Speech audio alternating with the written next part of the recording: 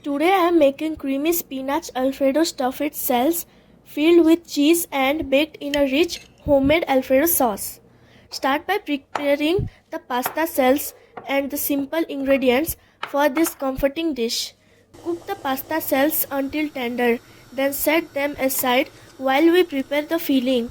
For the sauce, cook garlic in butter, then add cream and parmesan to make a smooth Alfredo sauce.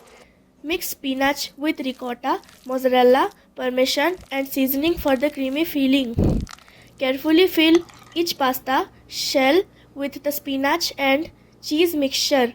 Spread Alfredo sauce in a baking dish and arrange the stuffed cells evenly. Top with mozzarella and parmesan. Then it's ready to bake. Bake until the cheese is melted and the sauce is warm and creamy.